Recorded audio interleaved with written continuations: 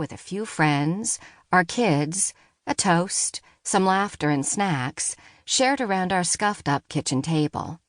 The simplicity of those moments stands in stark contrast to the complexity of what the world has had to face in 2020.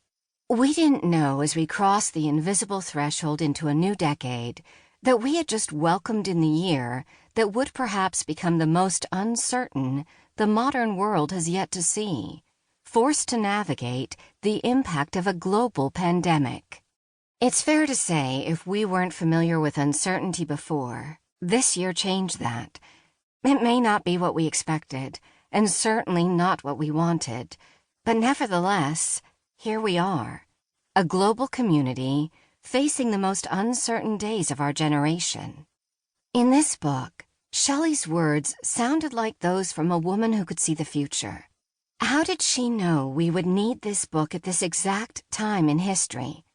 How could her personal story so parallel our communal one? How could her words be so perfectly timed, poured together in a recipe of hope for such a time as this? Of course, Shelley didn't know, but our friend Jesus knew, and he offers us comfort through the words of his daughter. I've never been more grateful for the timing of a book. As Shelley's story unfolds, watch her become someone not in spite of uncertainty, but perhaps because of it.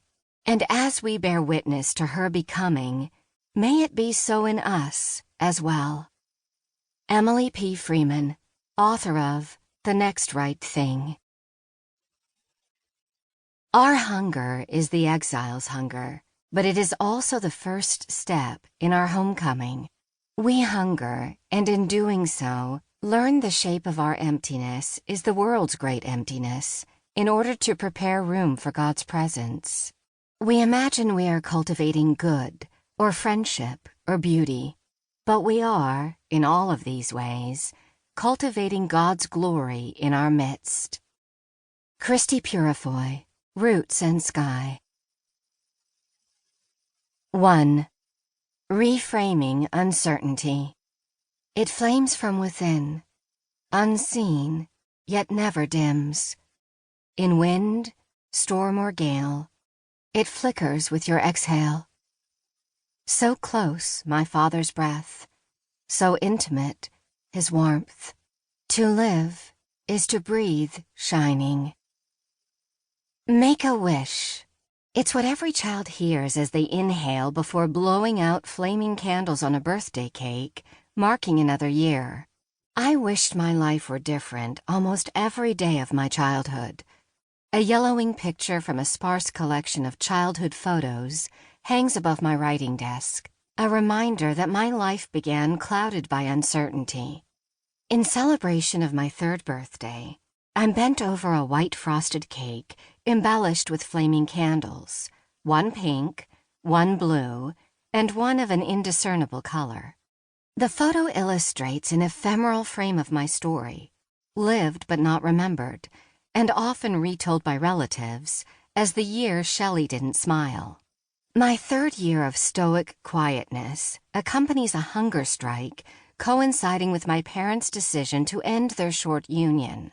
Age and experience aren't requirements for the soul to know something is awry, slanting the natural order of things. Searching for certainty is foundational to our DNA.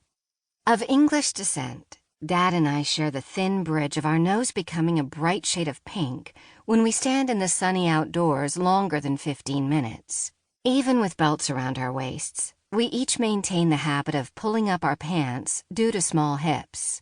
His wavy brown hair and thin lips are my inheritance, but the twinkle in those marble blues when he smiles, well, those eyes set him apart as my grandfather's son.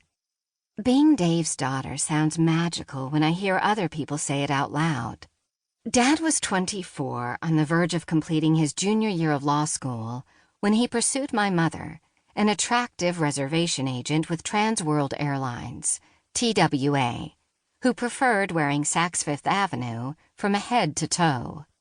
A few months into their relationship, he received the untimely news of her suspected pregnancy.